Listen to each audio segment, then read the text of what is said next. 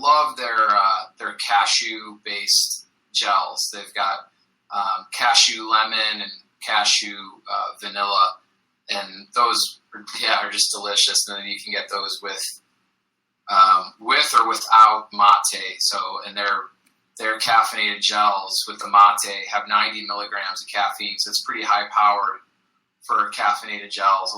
Most of the caffeinated gels you see on the market seem to be like anywhere between 20 to 40 milligrams, and theirs are 90. So I was mixing in a caffeinated gel. So my strategy was basically one gel every hour and then one bottle of UCAN every hour, and I was mixing in a caffeinated gel every 3 hours. Okay, so you started pretty early with the caffeine? Yeah, well, I started with, my coffee first thing in the morning. So I didn't take a caffeinated gel until 8 a.m. just because I was already on, probably about 2.5 cups of coffee just, from waking up in the morning. Okay. You take your coffee black? Mostly, although I have been adding some good healthy fats to it. If you have, if you've read up a little bit like on the Bulletproof coffee, I've been adding, grass-fed organic butter and coconut oil. So black with the exception of that. Okay. Yeah, I used to do the butter, and then I started switching back over to heavy cream. So now I do the heavy cream with the MCT oil. Okay. I get really phlegmy with the butter, and the cream seems to keep it a little bit more with that coffee flavor. Okay. I found that the butter just tends to overwhelm it, I still want to hold on to that coffee experience a little bit in the morning. So, I go with the heavy cream. Okay. But I typically don't do it before training, like if I'm going for a run or before a race. I just have had some bad experiences with it. So I tend to back off on race day and we'll hit the caffeine a little bit later in the day. And then were you were you carrying powder around with you with the UCAN, or was it just in the aid stations and your crew was there with fresh bottles? Mostly, yeah, my crew was there with fresh bottles. I needed to carry some of it later on in the race, but I started out wearing my Salomon vest, and so I started out with my bladder, which was like 1.5 liters full with it. I knew that would last me I didn't take in any calories for the first hour, and then started drinking that bladder, which I knew would last me for about 3 hours. It was the equivalent of 3 bottles. So by the time I was, finished up with, and then I had my soft flasks, and I didn't start with, I just put the powder in those, but no liquid. So they were dry until I filled those up at the second aid station, just filled water in them, and then they were ready to go. So that got me all the way to Robinson Flat, which was the first aid station where I met my crew. And then basically every time I met my crew, I asked them to have a 18-ounce bottle full of UCAN ready for me to go, so I could drink that in the aid station.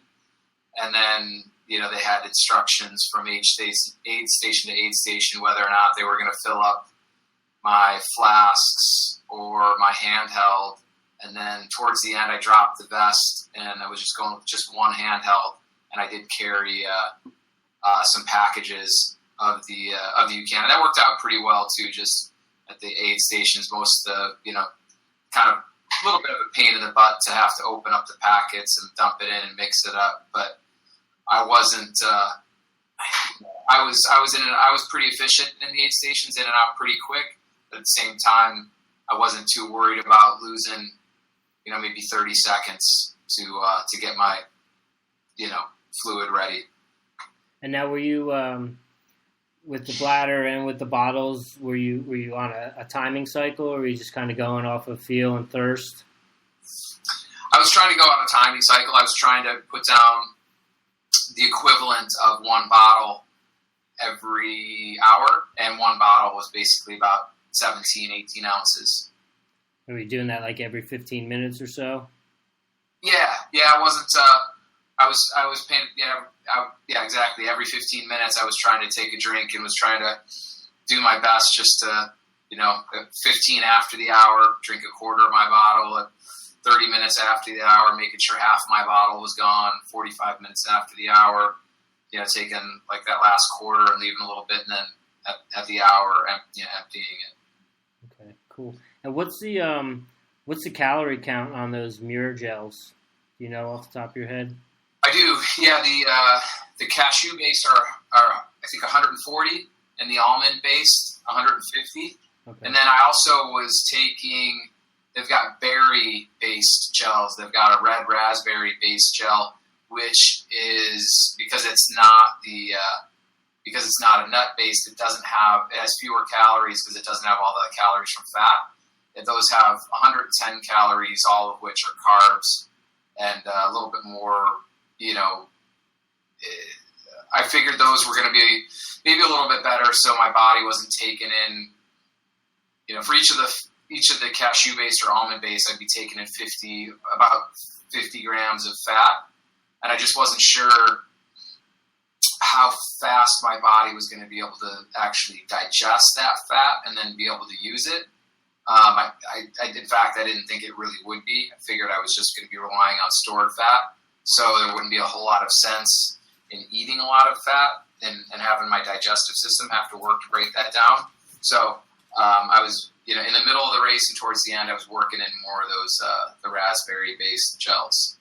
Okay, cool. How did the V-neck work out for you? Worked out great. Yeah, felt good. That's the way to go. I think so. I think you need to give it a shot. Give the white cotton a shot, whether it be crew neck, V-neck, tank top, whatever floats your boat. But I think there's something to be said about trying, 100% cotton over a moisture wicking material. Yeah.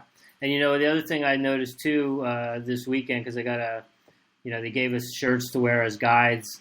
And so I wore it all 3 days. And the first 2 days I had my Salomon vest on, and, just wearing it, for maybe a total of like 10 or 11 hours, I had already started to wear got the start of what looks like, if I wore it a bunch of times, would eventually wear into a hole. Uh-huh. So yeah, I think just for saving the gear, you're probably better off with the cotton tee. It's not going to get beat up, and you're probably not going to care if you ruin a shirt. So I'm definitely going to look into that coming up in the future for some races here in the late summer and early fall. But I think one of the things you always hear people talk about with Western is the temperature, and I heard some reports that it wasn't like the hottest on record, but it was still a pretty warm day for the race. How did the heat play out for you? Did it beat you down at all, or did you feel pretty good? I felt pretty good. In fact, I felt really good. The heat definitely did not beat me down. In fact, when I was getting into the canyons, the first, Duncan Canyon was pretty early on in the morning, so, I didn't expect that to be warm. But then when I got down to Swinging Bridge, which was kind of the first big canyon that you hit, it was warm down there, but I've experienced way hotter, and I was anticipating hotter, and then even after that, at El Dorado Canyon, same thing. So I couldn't quite tell if I did some heat training for my first time ever. The 1 to 3 week period leading up to it. I did some sauna sessions and some hot yoga, and so I really think that helped out quite a bit. But I also, I couldn't put my finger on it. I'm like, did the heat training and acclimation actually work that well, or is it just not as hot as people were saying that it was going to be? I'm not really sure.